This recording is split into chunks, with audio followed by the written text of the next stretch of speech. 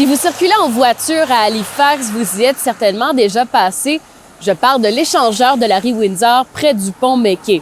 Hier soir, le conseil municipal a semé la surprise en rejetant un plan de développement de cet échangeur pourtant très fréquenté.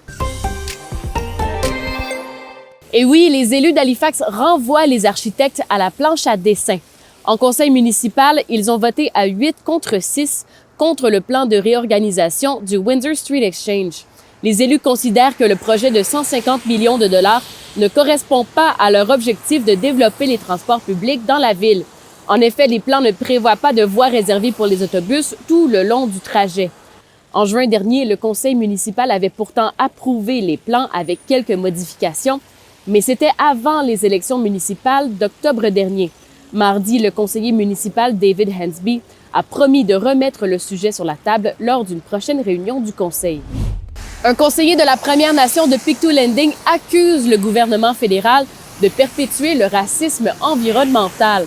Le ministre fédéral de l'Environnement, Stephen Guilbeault, a autorisé la semaine dernière l'assainissement de Boat Harbour, un estuaire pollué par une usine de pâte et papier pendant plus de 50 ans.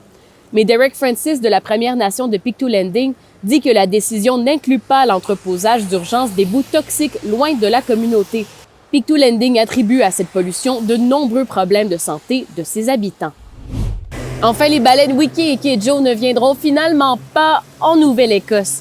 Les promoteurs d'un projet de sanctuaire marin voulaient accueillir les deux orques sur la côte est de la province, mais le gouvernement français, qui est responsable de leur transfert, a refusé.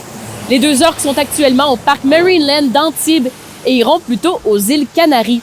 Les experts français ont estimé que les eaux de la Nouvelle-Écosse étaient trop froides pour les deux mammifères marins et que le projet de sanctuaire avait pris trop de retard.